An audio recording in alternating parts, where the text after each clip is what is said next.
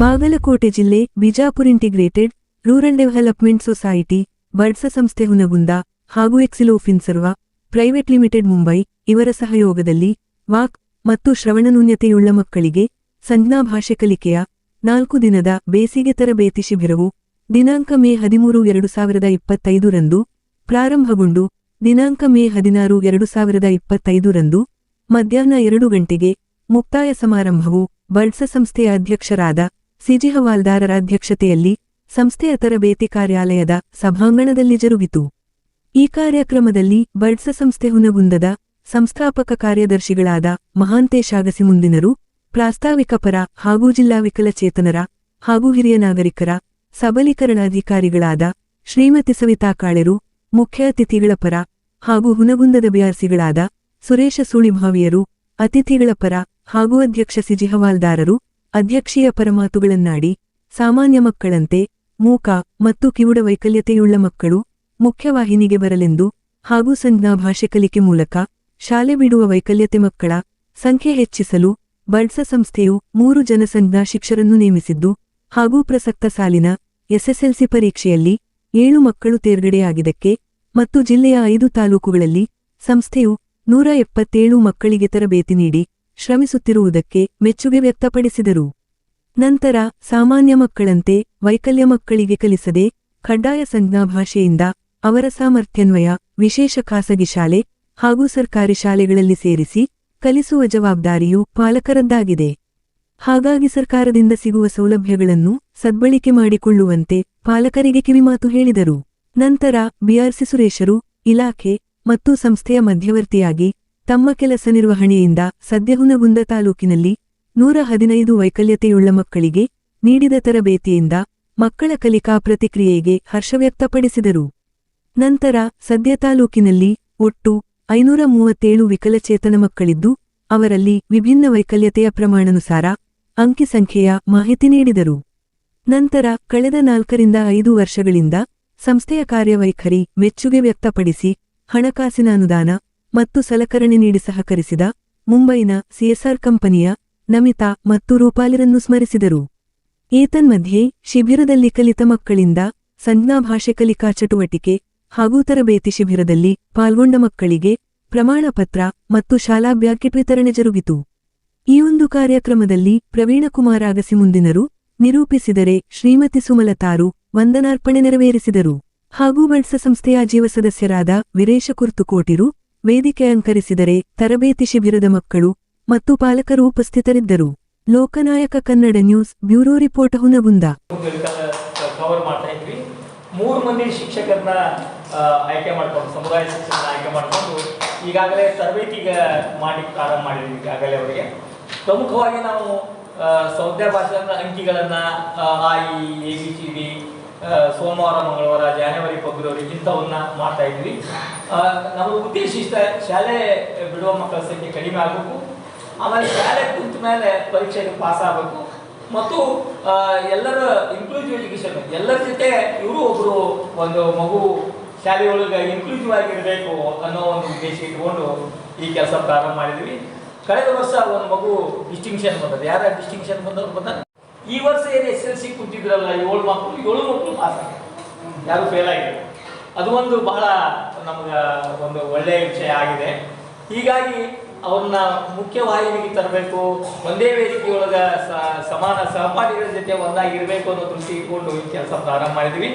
ಈ 187 ಮಕ್ಕಳನ್ನ ಏನು 2 ಹೊಸ ತಾಲೂಕು ಸೇರಿ 3 ಹಳೆ ತಾಲೂಕುಗಳ 5 ತಾಲೂಕುಗಳೊಳಗೆ 185 ಮಕ್ಕಳನ್ನು ತಗೊಂಡು ಅವ್ರನ್ನ ಮುಖ್ಯವಾಹಿನಿ ತರಬೇಕು ಅನ್ನೋ ಒಂದು ಉದ್ದೇಶ ಇಟ್ಕೊಂಡು ಕೆಲಸ ಮಾಡ್ತಾ ಇದ್ದೀವಿ. ಈಗ ಪ್ರಮುಖವಾಗಿ ನಮಗೆ ಮುಖ್ಯ ಅತಿಥಿಗಳಾಗಿ ನಮ್ಮ ಮೇಡಮ್ ಅವರು ಬಂದಿದ್ದಾರೆ, ಸತ್ಯಕಾಳಿ ಮೇಡಮ್ ಅವರು ಈ ಶಿಬಿರದ ಉದ್ದೇಶ ಬೇಸಿಗೆ ಶಿಬಿರನ ಮಾಡಿ ಮತ್ತು ಮುಕ್ತಾಯ ಮಾಡುವಂಥ ಒಂದು ದಿನ.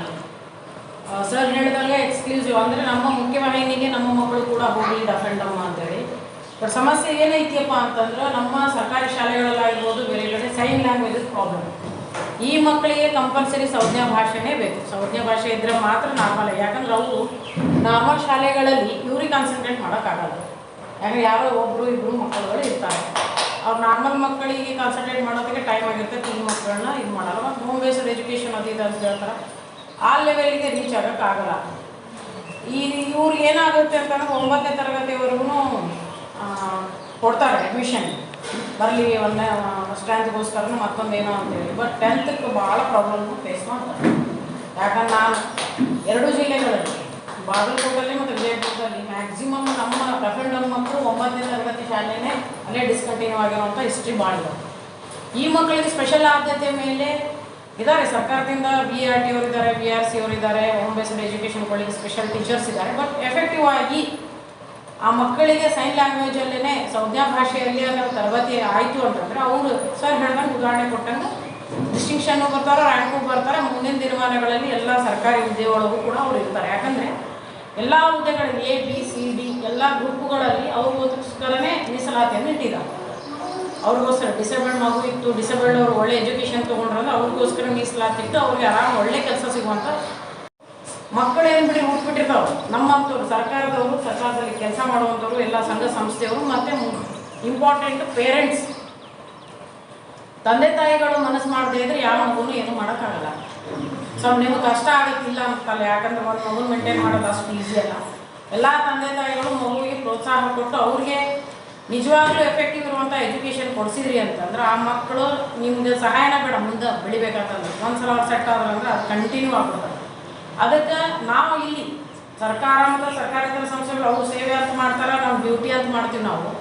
ನೀವುಗಳು ನಿಜವಾಗ್ಲೂ ಪ್ರೀತಿ ತೋರಿಸಿ ನಿಮ್ಮ ಮಕ್ಕಳಿಗೆ ಎಜುಕೇಷನ್ ಕೊಟ್ರಿ ಅಂದ್ರೆ 100ಕ್ಕೆ 100 ನಿಮ್ಮ ಮಕ್ಕಳು ರೀಚ್ ಆಗ್ತಾರೆ. ಡಿಸೇಬಲ್ಡ್ ಮಗು ಐತ್ರಿ, ಹೆಂಗೋ ಏನೋ ಹೋಲಿ ಬಿಡ ಆ ಮಗು ಹೇಳ್ತೈತೆ. ಅದು ಫಸ್ಟ್ ಆಫ್ ಆಲ್ ಫಸ್ಟ್ ಹೆಜ್ಜೆ ತಂದೆ ತಾಯಿಯವರೇ ಇಡಬೇಕು. ತಂದೆ ತಾಯಿನೇ ಐಡೆಂಟಿಫಿಕೇಷನ್ ಮಾಡುವಂಥದ್ದು. ನಂತರ ಏನೈತಿ, ನಾವು ನಮ್ಮ ಕಡೆಯಿಂದ ಸರ್ಕಾರದಿಂದ ಆಗಿರ್ಬೋದು, ಸರ್ಕಾರೇತರ ಸಂಸ್ಥೆಗಳಿಂದ ಆಗಿರ್ಬೋದು, ನಾವು ಜೊತೆಯಲ್ಲೇ ಇದು ಹೆಂಗಪ್ಪ ಅಂದ್ರೆ ಸಂಸ್ಥೆಗಳು ಮತ್ತು ಸರ್ಕಾರ ಒಂದೇ ಚಕಡಿ 2 ಗಾಲಿ ಇದ್ದಂಗೆ ನಾವು ಜೊತೆಗೆ ಹೋಗ್ಬೇಕು. ನಾವು ಒಬ್ಬರೇ ಸರ್ಕಾರದವ್ರು ಮಾಡ್ತೀವಿ ಅಂದ್ರೆ ಆಗಲ್ಲ, ಅವರಷ್ಟೇ ನಾವು ಸಂಸ್ಥೆದವ್ರು ಮಾಡ್ತೀವಿ ಅಂದ್ರೆ ಆಗಲ್ಲ. ಜೊತೆಗೆ ಹೋದಾಗ ಏನಾದರೂ ಕೆಲಸ ಮಾಡ್ಲಿಕ್ಕೆ ಸಾಧ್ಯ ಐತಿ. ಮತ್ತು ಬರ್ಡ್ ಸಂಸ್ಥೆ ಬಗ್ಗೆ ಹೇಳ್ಬೇಕಂತಂದ್ರೆ ಡಿಸೇಬಲ್ಡ್ ಇರುವಂಥ ಮಗು, ವಿಕಲಚೇತನ ಮಗುವಿಗೆ ಇರುವಂಥ ಆರೈಕೆದಾರಿಗೂ ಕೂಡ ಫಸ್ಟ್ ಕಾನ್ಸಂಟ್ರೇಷನ್ ಮಾಡಿರೋದು ಇಡೀ ನಮ್ಮ ಜಿಲ್ಲೆಯಲ್ಲಿ ಬರ್ಡ್ ಸಂಸ್ಥೆದವರೇ. ಅವರಂಗೆ ಒಳ್ಳೆ ಎಫೆಕ್ಟಿವ್ ಕೆಲಸ ಮಾಡಿದ್ದಾರೆ. ನಾನು ಅವ್ರಿಗೆ ಒಂದೇ ಒಂದು ಮಾತು ಹೇಳಿದ್ದೆ ಸರ್ಗೆ, ವಿಜಯಪುರಕ್ಕೆ ಬರೀ ನೀವು ಸಾಕು ಬಾಗಲಕೋಟ ಅಂತ ಹೇಳಿದೆ ನಾನು. ಬಿಕಾಸ್ ಅಲ್ಲಿ ನಮ್ದು ಇವತ್ತಿಗೂ ಯಾವುದು ಆರೈಕೆದಾರರ ಬಗ್ಗೆ, ಮಕ್ಕಳ ಬಗ್ಗೆ ಮಾಡ್ತೀವಿ ಕೆಲಸ. ನಾವು ಆರೈಕೆದಾರರ ಬಗ್ಗೆನೂ ನಾವು ಕೆಲಸ ಮಾಡಬೇಕಲ್ಲ. ಆರೈಕೆದಾರ ಅಂದ್ರೆ ಅವ್ರ ಅಪ್ಪ ಅವ್ವ ಆಗಿರ್ಬೋದು, ಅಣ್ಣ ತಮ್ಮ ಆಗಿರ್ಬೋದು, ಅವ್ರು ನೋಡ್ಕೊಳ್ಳುವಂಥವ್ರು, ಮಗುನ ನೋಡ್ಕೊಳ್ಳುವಂಥವ್ರು, ಅವ್ರ ಬಗ್ಗೆ ಕಾನ್ಸಂಟ್ರೇಟ್ ಮಾಡಬೇಕು, ಅವ್ರಿಗೆ ನಾವು ಸಬಲೀಕರಣ ಮಾಡಬೇಕು ಅನ್ನೋ ಉದ್ದೇಶ. ಅವರೆಲ್ಲ ಹೋರಾಟ ಮಾಡಿನೇ ಆರೈಕೆದಾರ ಬಂದೆ ಅಂತೇಳಿ ಹೊಸದಾಗಿ ಯೋಜನೆಗಳು ಬಂದವು. ನಾವು ಸರ್ಕಾರದವ್ರು ಎಷ್ಟೇ ಹೇಳಿದ್ರು ಆಗಲ್ಲ, ಸಂಘ ಸಂಸ್ಥೆಗಳು ಹೋರಾಟ ಮಾಡಿದಾಗ ಕೆಲಸಗಳಾಗ್ತವೆ. ಅದು ಇಲಾಖೆ ವತಿಯಿಂದ ಆಗಿರ್ಬೋದು, ನನ್ನ ವೈಯಕ್ತಿಕವಾಗಿ ಅವರಿಗೆ ಧನ್ಯವಾದಗಳನ್ನು ಹೇಳ್ತೀನಿ. ಮತ್ತು ಅದೇ ಹೇಳಿದೆ, ನಾವು ಬಾಗಲಕೋಟೆ ಮಾಡ್ತಿದ್ರಿ, ಯಾಕೆ ಇಲ್ಲಿ ಬಂದ್ರೆ ಇದು ಈ ಮಕ್ಕಳನ್ನ ಅಂದರೆ ಪರ್ಫೆಕ್ಟ್ ಆಗಿರುವಂಥ ಅವ್ರಿಗೆ ಬೇಕಾಗಿರುವಂಥ ಎಜುಕೇಷನ್ನೇ ಕೊಡಿಸ್ಬೇಕನ್ನೋ ಉದ್ದೇಶ ಇಲಾಖೆಯಿಂದ. ಏನಾಗುತ್ತಪ್ಪ ಅಂದ್ರೆ ಅವರು ಆ ಕಡೆನೆಲ್ಲ ಈ ಕಡೆನೆಲ್ಲ ಆಗ್ಬಿಡ್ತಾರೆ. 9ನೇ ತರಗತಿ ತನಕ ನಾವು ಕ್ಯಾಂಪ್ ಮಾಡಿದ್ವಿ. ಅಲ್ಲಿ ಎಲ್ಲರ ಸಮಸ್ಯೆ ಶಾಲೆಯಲ್ಲಿ ಅಡ್ಮಿಷನ್ ಕೊಡ್ತಾರೆ. 10ನೇ ತರಗತಿ ಒಳಗೆ ನಿಮ್ಮ ಮಗು ಎಲಿಜಿಬಲ್ ಇಲ್ಲ, ಬರೆಯೋಕ್ಕಾಗಲ್ಲ, ಮಾಡೋಕ್ಕಾಗಲ್ಲ, ಕರ್ಕೊಂಡು ಹೋಗಿ ಅಂತ ಹೇಳ್ತಾರೆ. ಬಟ್ ನಮ್ಮ ಸ್ವಂತ ಮಗುಗೆ ಹಂಗಾದಾಗ ನಮ್ಗೆ ಎಷ್ಟು ಕಷ್ಟ ಆಕೈತಿ. ನಾವೇನು ಹೇಳ್ತೀವಿ ಅಂದ್ರೆ ನಿಜವಾಗ್ಲೂ ಯಾವ ಎಜುಕೇಷನ್ ತೊಗೊಳಕ್ಕೆ ಮಗು ಎಲಿಜಿಬಲ್ ಐತಿ, ಸ್ಪೆಷಲ್ ಎಜುಕೇಷನ್ ತೊಗೊಳಕ್ಕೆ ಎಲಿಜಿಬಲ್ ಐತಿ, ನಾರ್ಮಲ್ ಶಾಲೆ ಒಳಗೆ ಇರೋಂಗೆ ಎಲಿಜಿಬಲ್ ಐತಿ ಅಂತಂದ್ರೆ ಏನಾದರೂ ಇಕ್ವಿಪ್ಮೆಂಟ್ ಹಾಕಿದ್ವಿ ಅಂದ್ರೆ ಇಯರಿಂಗ್ ಮಷೀನು ಮತ್ತೊಂದೇನೋ ಆಪ್ರೇಷನ್ ಮಾಡಿಸಿದ್ವಿ ಅಂದ್ರೆ ನಾರ್ಮಲ್ ಆಕೈತಿ ಅಂದ್ರೆ ನಾರ್ಮಲ್ ಶಾಲೆಯಲ್ಲೇ ಹೋಗಿ ಅದಕ್ಕೆ ನಾವು 100% ಸಪೋರ್ಟ್ ಐತಿ. ಬಟ್ ಆ ಮಗು ಕಿವಿನೂ ಕೇಳಲ್ಲ, ಮಾತಾಡೋಕ್ಕೂ ಬರಲ್ಲ ಅಂತಂದಾಗ ನಾರ್ಮಲ್ ಶಾಲೆಯಲ್ಲಿ ನೋಡ್ರಿ ಹೆಂಗೆ ಆಕೈತಿ ಗೊತ್ತೈತೇನೆ, ಎಲ್ಲ ಮಗು ಒಂದು ಕಡೆ ಇರ್ತೈತಿ, ಈ ನಮ್ಮ ಮಗು ಒಂದು ಕಡೆ ಇರ್ತೈತಿ. ಎಲ್ಲ ವಿಷಯದೊಳಗೂ ಹಂಗೆ ಆಗ್ಬಿಡುತ್ತೆ. ಹೇಳ್ತಾರೆ ಅವರು ಒಂದೇ ಇದ್ರೊಳಗೆ ನಾವು ಒಯ್ಯಾಕತ್ತೀವಿ ಅಂತ, ಬಟ್ ಆಗಂಗಿಲ್ಲ. ಅದು ಡಿಫ್ರೆಂಟ್ ಆಗಿರೋದ್ರೆ ಅದು ಕೇಳಂಗಿಲ್ಲ, ಮಾತಾಡೋಕೆ ಬರೋಂಗಿಲ್ಲ, ಅದು ಸ್ಪಂದನೆ ಹೆಂಗೆ ಕೊಡ್ತದೆ, ಕಮ್ಯುನಿಕೇಷನ್ ಹೆಂಗೆ ಮಾಡೋಕ್ಕೆ ಸಾಧ್ಯ ಆಕೈತಿ. ಅಂಥ ಮಗುನ ಸ್ಪೆಷಲ್ ಶಾಲೆಗಳಲ್ಲೇ ಓದಿಸ್ಬೇಕು. ನಮ್ಮ ಜಿಲ್ಲೆಯಲ್ಲಿ 2-3 ಸ್ಪೆಷಲ್ ಸ್ಕೂಲ್ಗಳಿದಾವೆ. ನಮ್ಮ ಜಿಲ್ಲೆ ಬೇಡ ಬೇರೆ ಜಿಲ್ಲೆಗಳೆಲ್ಲ ಅದಾವೆ. ಅವ್ರಿಗೆ ಅದೇ ಸ್ಪೆಷಲ್ ಎಜುಕೇಷನ್ ಕೊಡಿಸಿದ್ರೆ ಅಂದ್ರೆ ಅವ್ರಿಗೆ ಸಬ್ಜೆಕ್ಟ್ ಇದೂ ಇರ್ತೈತಿ, ಕಮ್ಮಿ ಸಬ್ಜೆಕ್ಟ್ಗಳು ಇರ್ತಾವೆ. ಮತ್ತು ಇನ್ನೋಡ್ರಿ ಮೊನ್ನೆ ನಮ್ಮ ಜಿಲ್ಲೆಯಲ್ಲಿ 2 ಶಾಲೆಗಳು ಡೆಫ್ರೆಂಟ್ ನಮ್ಮ ಶಾಲೆಗಳು ನಡೀತಾವೆ. 100% ಇಬ್ಬರು ರಿಸಲ್ಟ್ ಮಾಡ್ರೆ ಎಲ್ಲರೂ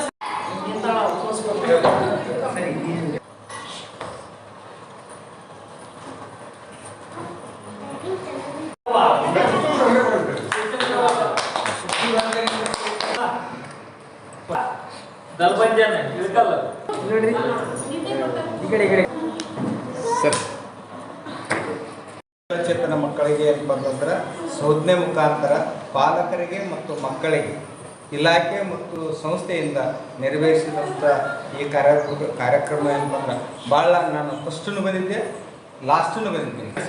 ಮೊದಲು ಬಂದಾಗ ಮಕ್ಕಳದ್ದು ನೋಡಿದ್ದೆ, ಈಗ ಹೋಗುವಾಗ ಒಂದು ಮಕ್ಕಳು ನೋಡಕತ್ತೀನಿ. ಮಕ್ಕಳ ಪ್ರತಿಕ್ರಿಯೆ ಉತ್ತಮ ಆಗಿದೆ ಅಂತ ಅನಿಸುತ್ತೇನೆ. ನಾನು ಒಬ್ಬ ಸಾಮಾನ್ಯ ಅಂತಂದ್ರೆ ವಿಕಲಚೇತನ ಮಕ್ಕಳು 115 ಮಕ್ಕಳದು ಈ ತಾಲೂಕಿನಲ್ಲಿ. 115 100 ಮಕ್ಕಳು ಏನಪ್ಪ ಅಂತಂದ್ರೆ ಡಮ್ ಆ್ಯಂಡ್ ಡಾಕ್ಟರ್ ಸ್ಕೂಲ್, ಮುರುಘರಾಜೇಂದ್ರ ಸ್ಕೂಲಲ್ಲೇ ನಾನು ಸಾಧ್ಯವಾದಷ್ಟು ಹೆಚ್ಚಿನ ರೀತಿಯಲ್ಲಿ ಅದ ಸ್ಕೂಲಿಗೆ ಹೋಗಿ ಬಾಲಕರ ಮನವೊಲಿಸಿ ಕಡೆಗೆ ಕೈ ಮುಗಿದ ಕೇಳ್ಕೊಂಡು ಅಲ್ಲಿಗೆ ಅಡ್ಮಿಷನ್ ಮಾಡ್ತೀನಿ. ಒಂದೇ ವಿಚಾರ. ಎರಡನೇದೇನು ಒಬ್ಬರು ಕೇಳಲಾರ್ದ ಅಟವಾದಿಗಳು ಒಂದು ಸ್ವಲ್ಪ ಇರ್ತಾರೆ, ಮಕ್ಕಳು ಇರ್ತಾರೆ ಅಥವಾ ಪಾಲಕರು ಇರ್ತಾರೆ, ಪೋಷಕರು ಇನ್ನಿತರ ಏನೋ ಸಮಸ್ಯೆಗಳಿದ್ರು ಕಡೆಗೆ ಅಂಥ ಮಕ್ಕಳು 4 ಮಕ್ಕಳಿದ್ದು ಆ 4 ಮಕ್ಕಳು ಸೇರಿಸ್ತಾರೆ. ಸಬ್ಜೆಕ್ಟ್ ಇರ್ತೈತಿ.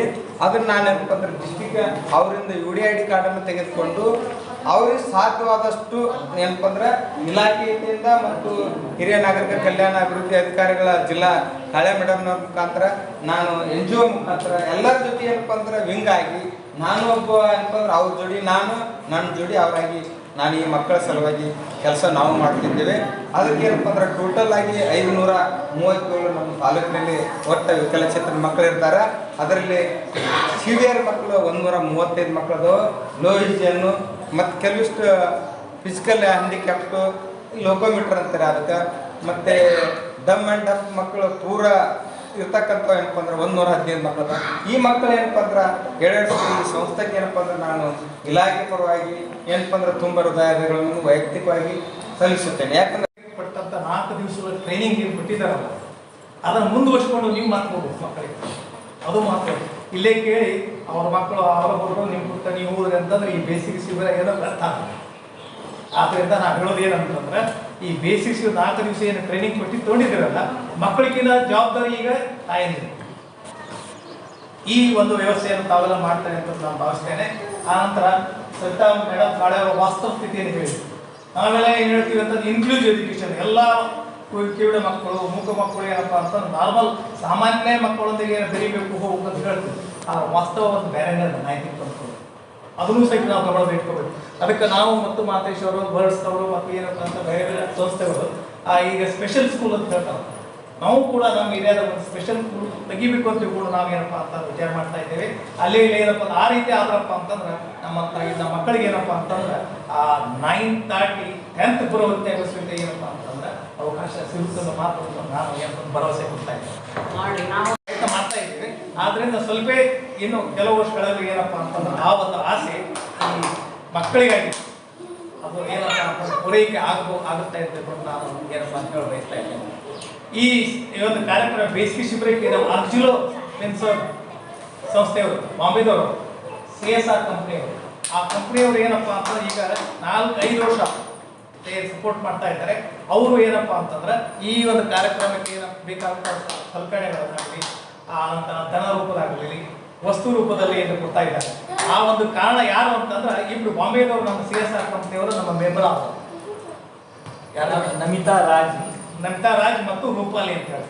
ಆ ನಮಿತಾ ರಾಜ್ ಮತ್ತು ರೂಪಾಲಿ ಅವರು ಏನಪ್ಪ ಅಂತಂದ್ರೆ ಈ ಒಂದು ನಮ್ಮ ಸಂಸ್ಥೆಯ ಕಾರ್ಯಕ್ರಮಗಳನ್ನು ನೋಡಿ ಮೆಚ್ಚುಗೆ ವ್ಯಕ್ತಪಡಿಸಿ ಈ ಸಂಸ್ಥೆಗೆ ಏನಪ್ಪ ಅಂತಂದ್ರೆ ಈ ಹಣ ಕೊಟ್ಟರಪ್ಪ ಅಂತಂದ್ರೆ ಅವರು ಸಂಪೂರ್ಣವಾಗಿ ಕೆಲಸ ಮಾಡ್ತಾರೆ ಅನ್ನೋ ಭರವಸೆಯಿಂದ ಅವರು ನಮಗೇನಪ್ಪ ಅಂತಂದ್ರೆ ಈ ಒಂದು ಫಂಡ್ ರಿಲೀಸ್ ಮಾಡಿದ್ದಾರೆ. ಆದ್ರಿಂದ ಈ ಬೇಸಿಗೆ ಶಿಬಿರ ನಿಮ್ಮೆಲ್ಲ ಮೊದಲ ಮುಖ ನೋಡಿದೆ, ನಿಮ್ಮನ್ನೆಲ್ಲ ಮಕ್ಕಳು ತಿಳ್ಕೊತಾ ಇದ್ದೀನಿ. ಆದ್ರಿಂದ ಈ ಶಿಬಿರಕ್ಕೆ ಆರ್ಗನೈಸ್ ಮಾಡಿದಂಥ ನಮ್ಮ ಮಾತೇಶ್ ನರಸಿಂಹನಾಗಲಿ ಮತ್ತು ತಟ್ಟಿ ಸಂಸ್ಥೆಯ ಶಿಕ್ಷಕರು ಬಂದಿದ್ದರು. ಆ ಶಿಕ್ಷಕರು ಕೂಡ ಏನೋ ಅಭಿನಂದನೆ ಸಲ್ಲಿಸ್ತೇನೆ. ಮತ್ತು ಬರ್ಡ್ ಸಂಸ್ಥೆ ತುಕಾನಟ್ಟಿಯ ಶಿಕ್ಷಕರು ಕೂಡ ಏನಪ್ಪ ಅಂತಂದ್ರೆ ಈ ಟ್ರೈನಿಂಗ್ ಕೊಟ್ಟಿದ್ದಾರಲ್ಲ ಅವರಿಗೂ ಕೂಡ ನಾನು ಅಭಿನಂದನೆ ಸಲ್ಲಿಸ್ತೇನೆ. ಆದ್ದರಿಂದ ಈ ಮತ್ತೊಮ್ಮೆ ಹೇಳೋದು ಏನಂತಂದ್ರೆ ನೀವು ಇನ್ಕ್ಲೂಸಿವ್ ಎಜುಕೇಶನ್ ಅಂತೂ ಸ್ಟಾರ್ಟ್ ಆಗಿ ಈಗ ನಾವು 7 ಮಕ್ಕಳು ಈಗಾಗಲೇ 7 ಮಕ್ಕಳು ಪಾಸ್ ಆಗೋದು ಒಂದು ಹೆಮ್ಮೆಯ ವಿಷಯ. ಆದ್ದರಿಂದ ಏನು ಕಿವಿನೂ ಕೇಳೋದಿಲ್ಲ, ಏನೋ ಮಾತು ಬರಂಗಿಲ್ಲ ಅಂತ ಕೂಡ ಮನ ಕುಂದಿಸು ಬದಲಿ ಶಾಲೆಗೆ ಹೋಗಿ ಏನೋ ಹುಡುಕಿದ ಮಕ್ಕಳಿಗೆ ನಲ್ಲಿದು ಏನಪ್ಪ ಶಾಲೆ ಕಲಿತಾರಲ್ಲ ಅದು ಏನಪ್ಪ ಸಜೆಸ್ಸು ಈ ಬೇಸಿಗೆ ಶಿಬಿರ ಏನಪ್ಪ ಅದು ಇನ್ನಷ್ಟು ಏನಪ್ಪ ಅದು ಪೂರಕವಾಗಿ ಕೆಲಸ ಮಾಡಿದೆ ಅಂತ ಬಯಸಿ ನಾನು 4 ಮಾತು ಮುಗಿಸ್ತೇನೆ.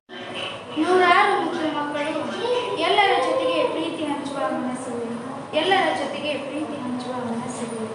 ಕಿವಿ ಕೇಳಿಸಲ್ಲ, ಮಾತು ಬರಲ್ಲ ಅದು ಬೇಸರ. ಎಲ್ಲರ ಜೊತೆಗೆ ನಗು ನಗುತ್ತಾ ಇರುವ ದೊಡ್ಡ ವ್ಯಕ್ತಿಗಳು ಇವರು. ಇಲ್ಲಿ ಜೀವನ ಸಾಗುವುದಿಲ್ಲ. ನೋಡಿದ್ರೆ ಪಾಪ ಅನ್ಸುತ್ತೆ ಅಂದರೆ ಅವ್ರೇನಂದ್ರು, ಅವರು ಟೀಚರ್ ಇದ್ರು, 2 ದಿವಸ ಒಬ್ರು ಇದ್ರು. ಆ ಮೊದಲೇ 2 ದಿವಸದ ಶಿಕ್ಷಕರೊಬ್ರು ಏನಂದ್ರು, ಅವ್ರಿಗೆ ಯಾಕೆ ಪಾಪ ಅಂತೀರಿ, ಅವ್ರ ಸಮಸ್ಯೆನೇ ಇಲ್ಲ, ಅವ್ರ ತೊಂದರೆ ಏನು, ಅವ್ರದ್ದು ಕಿವಿ ಕೇಳಲ್ಲ, ಮಾತಾಡಕ್ ಬರಂಗಿಲ್ಲ. ಅವು 2 ಬಿಟ್ರೆ ನಮ್ಮ ಮಕ್ಕಳೆಲ್ಲ ನಾರ್ಮಲ್ ಅದಾವ್ರು. ಅವ್ರು ತಮ್ಮ ಕೆಲಸ ಮಾಡ್ಕೋತಾರ, ತಮ್ದೆಲ್ಲ ಮಾಡ್ತಾರ. ಅದನ್ನ ನಮ್ಮ ತಂದೆ ತಾಯಿ ಏನ್ ಮಾಡ್ತಾರೆ, ನಮ್ಮ ಮಕ್ಕಳದು ನ್ಯೂನತೆಗಳನ್ನ ಎತ್ತಿ ಹೇಳ್ತೀವಿ ನಾವು. ನನ್ನ ಮಗಳಿಗೆ ಕಿವಿ ಕೇಳಲ್ಲ ಅಂತ ಬಯೋ ಮೂಲಕ, ನನ್ನ ಮಗಳಿಗೆ ಮಾತು ಬರಲ್ಲ ನಮ್ಮ ಮೂಲಕ ನಮ್ಮ ಮಕ್ಕಳನ್ನ ನಾವೇ ಹೊರೆ ಮಾಡ್ಕೊತೀವಿ. ಅದು ಬಿಟ್ಟು ನಮ್ಮ ಮಕ್ಕಳಲ್ಲಿರುವಂತಹ ಪ್ರತಿಭೆಯನ್ನು ನಾವು ಗುರುತಿಸಿದಾಗ ಏನಾಗುತ್ತಾ, ಅವರು ದೊಡ್ಡವರಾಗಕ್ಕ ಸಾಧ್ಯ ಆಗುತ್ತೆ. ಅದನ್ನ ನಾವು ನಮ್ಮ ಸಂಸ್ಥೆ ಗುರುತಿಸಿದೆ ಅನ್ನೋದಕ್ಕೆ ನಾವು ಹೆಮ್ಮೆ ಪಡುವಂತ ವಿಷಯ. ಲಿಮಿಟೆಡ್ ಮುಂಬೈ ವಾಕ್ ಮತ್ತು ಶ್ರವಣ ನ್ಯೂನತೆಯುಳ್ಳ ಮಕ್ಕಳ ಬೇಸಿಗೆ ಶಿಬಿರವನ್ನು ನಮ್ಮ ಈ ಹುನಗುಂದ ಸಂಸ್ಥೆಯಲ್ಲಿ ಏರ್ಪಡಿಸಿದ್ವಿ. ಈ ಕಾರ್ಯಕ್ರಮದ ಮುಕ್ತಾಯ ಹಂತದಲ್ಲಿ ನಾವಿದ್ದೇವೆ. ಈ ಕಾರ್ಯಕ್ರಮದ ಅಧ್ಯಕ್ಷತೆಯನ್ನು ವಹಿಸಿದಂತಹ ನಮ್ಮ ಪ್ರೊಫೆಸರ್ ಸಿ ಅವಾರ್ದಾರ್ ಸರ್, ಚೇರ್ಮನ್ ಬರ್ಡ್ಸ್ ಹುನಗುಂದ್, ಇವರಿಗೆ ಈ ಕಾರ್ಯಕ್ರಮದ ಮತ್ತೆ ಎಲ್ಲರ ವತಿಯಿಂದ ವಂದನೆಗಳನ್ನು ಅರ್ಪಿಸುತ್ತೇನೆ. ಈ ಸಣ್ಣ ಮಕ್ಕಳು ಇರೋದ್ರಿಂದ ಇವಾಗಲೇ ಅವರಿಗೆ ಪ್ರಾಪರ್ ಚಾನಲ್ ತೋರಿಸಿದ್ರೆ ಒಳ್ಳೇದಾಗೈತಿ ಅಂತ ಹೇಳ್ತೀನಿ ಇಷ್ಟಪಡ್ತೀನಿ. ಫಸ್ಟ್ ಆಫ್ ಆಲ್ ನಾವು ಸಾರಿ ಕೇಳಬೇಕು, 1:30-2 ಗಂಟೆಗೆ ಬರ್ತೀನಿ ಅಂದಿದ್ದೆ ನಿಮ್ಗೆ. ಟ್ರೈನಿಂಗ್ ಮಾಡ್ರಿ. ಅಲ್ಲಿ